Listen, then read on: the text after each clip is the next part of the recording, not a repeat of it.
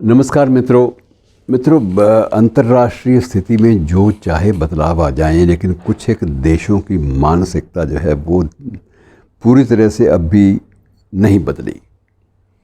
उसका एक उदाहरण मैं आपको देता हूं कि दो तरह के वैक्सीन जो हैं वो प्रचलित रहे हैं, और एक कोविशील्ड है, दूसरी एस्ट्राजेनेका के नाम से है। अब एस्ट्राजेनेका जो है वो तो ब्रिटेन में प्रचलित है। वो वैक्सीन लगवाने वाला व्यक्ति वहाँ प्रवेश भी कर सकता है, वहाँ से जा भी सकता है, कोई दिक्कत नहीं है, कोई संकट नहीं है। लेकिन दूसरी जो है कोविशील्ड जो है, जो भारत में निर्मित है, उस पर उनको आपत्ति रही कि कोविशील्ड को हम लोग मान्यता नहीं देते। अब ये कौन सी मानसिकता है जो ये कोविशील्ड को मान्यता देने से इनकार करती रही है? जब इस बात को चुनौती दी गई विश्व स्वास्थ्य संगठन के सामने और अन्य जो चिकित्सा संबंधी जो शोध के केंद्र हैं, रिसर्च संस्थान हैं, रिसर्च इंस्टीट्यूट्स हैं, उनमें जब चुनौती दी गई, जब वहाँ के न्यायपालिका के समक्ष चुनौतियाँ आई, तब जाके ब्रिटेन की सरकार ने अभी पिछले सप्ताह से ये तय किया कि चलिए इसको भी अनुमति दे दी गई। लेकिन ये काटा क्यों गया, ये चीज़ समझ में आने की नहीं है। और ये अल्टीमेटली जो विश्लेषण करने वाले वो ये कहते हैं कि ब्रिटेन के मन में कहीं ना कहीं एक ग्रंथि सदा बैठी रहती है कि वे सुपीरियर हैं।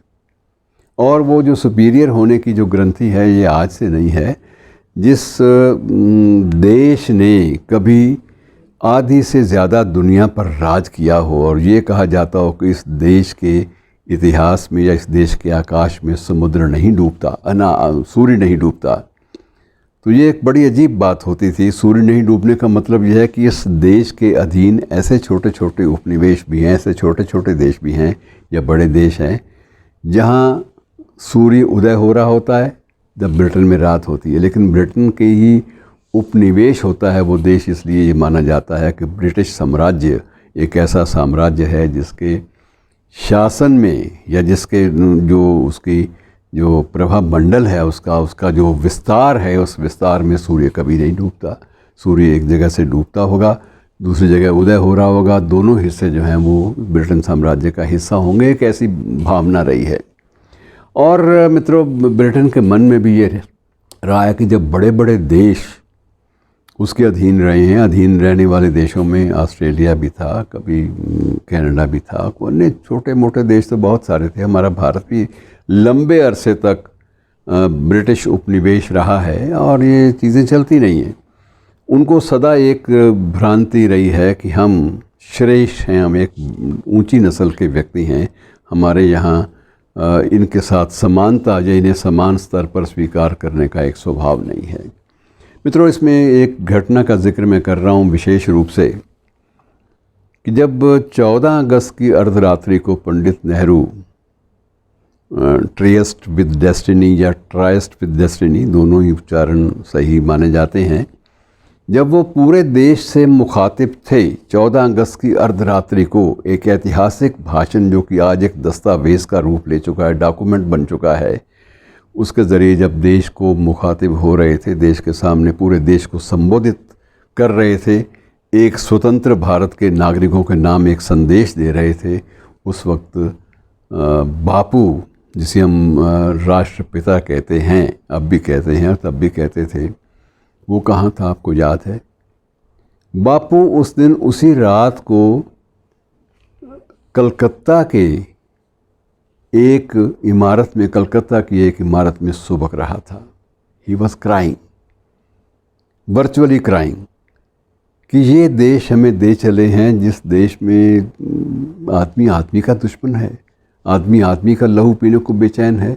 और उस दिन महात्मा गांधी राष्ट्रपिता अनशन पे थे, आमरण अनशन पे, और वो दुखी थे, उनकी आत्मा भी रो रही थी, उनका शरीर भी कांप रहा था। और किस बात से कांप रहा था? कि एक बात से कि अंग्रेज़ों ने, इनकी मानसिकता क्या है, जाते जाते भी देश को इस तरह विभाजित कर गए कि लोग मिल के न रह सकें। विभाजन से पहले जो लोग एक दूसरे पर जान छिड़कते थे, विभाजन के होते ही, विभाजन की घोषणा विधि पूर्वक होने से पहले ही वे लोग एक दूसरे की जान के प्यासे हो गए। जब गांधी ने ये बात कही तो उस समय उनके सामने एक बीबीसी का एक संवाददाता भी बैठा था। तो संवाददाता ने सीधा सवाल किया, वाई आर यू क्राइंग बापू? तो गांधी के पास कोई जवाब नहीं था। तो गांधी ने कहा, तुम मान के चलो कि मुझे अंग्रेज़ी नहीं आती भाई, मैं इस वक्त भाषा भी तुम्हारी भूल जाना चाहता हूँ। मैं तुम्हारी भाषा भूल जाना चाहता हूँ। मैं तुम्हें ऑन रिकॉर्ड कह रहा हूँ कि मुझे अंग्रेज़ी नहीं आती, ऐसी अंग्रेज़ी नहीं आती जिस के तेवर के तले तुम मुझसे ये सवाल पूछ रहे हो। मैं तुम्हें क्या जवाब दूँ इन बातों का? मेरा देश लहू लुहान पड़ा है और आदमी आदमी की खून का प्यासा है, इसलिए मैं सिवाय तुम जिस देश से आए हो, ब्रिटिश ब्रॉडकास्टिंग कॉरपोरेशन के नुमाइंदे बनकर, संवाददाता बनकर, मैं उस ब्रिटेन को कोसूं भी तो तुम्हें तकलीफ़ होगी, लेकिन मैं ये बात कहना चाहता हूँ कि तुम लोगों की मानसिकता में कोई बदलाव नहीं आया। तुम लोगों ने हमारे इतने बड़े देश को, इतने बड़े उपमहाद्वीप को उसी तरह ट्रीट किया जैसे कि एक साम्राज्यवादी शक्ति अपने किसी उपनिवेश के साथ जो व्यवहार करती है, तुम लोगों ने वैसा ही बर्ताव किया। वही जुल्म ढाए, पहले भी ढाए थे, पहले भी शोषण किया था, और आज फिर तुम उसी ढंग से हमारे साथ बर्ताव कर रहे हो।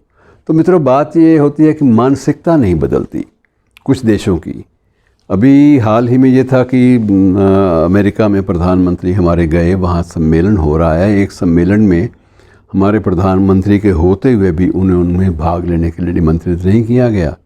तो ये बड़ी तकलीफ़देह बात थी। लेकिन अमेरिका दो अलग अलग मंचों से विश्व की जनता को संबोधित कर रहा है।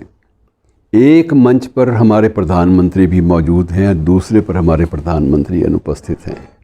दूसरे पर सिर्फ वही लोग मौजूद हैं, वही 3 देश मौजूद हैं जिनके आपस में सामरिक संधियां हुई हैं, युद्ध के बारे में संधियां हुई हैं। हमारे साथ ऐसी कोई संधि नहीं, इसलिए हमें वहाँ बुलाया भी नहीं गया, हमारी राय भी नहीं ली जा रही। तो ये एक मानसिकता है, महाबली देशों की मानसिकता, जिसका शिकार हमारे पड़ोस में अफ़गानिस्तान भी हुआ कि पहले वहाँ सोवियत संघ ने बरसों तक, दशकों तक उस देश में राज किया, कुछ नहीं पाया, सेनाएं लेके वापस चले गए, और उसके बाद अमेरिका ने कब्ज़ा किया। तो अमेरिका वहाँ बरसों बना रहा, दशकों बना रहा, और उसके बाद वो भी लौट आया। तो ऐसी जो परिस्थितियाँ हैं, ये बड़ी विचित्र, बड़ी दारुण होती हैं। इनसे बचना बड़ा ज़रूरी है, और ये तकलीफ़देह बातें हैं मित्रों, इनका कहीं तो निपटारा होना ही चाहिए। ये जाति भेद, ये वर्ग भेद, ये राष्ट्र भेद, ये नस्लवाद अभी तक किसी न किसी रूप में कायम है, इसे समाप्त होना चाहिए। शुक्रिया।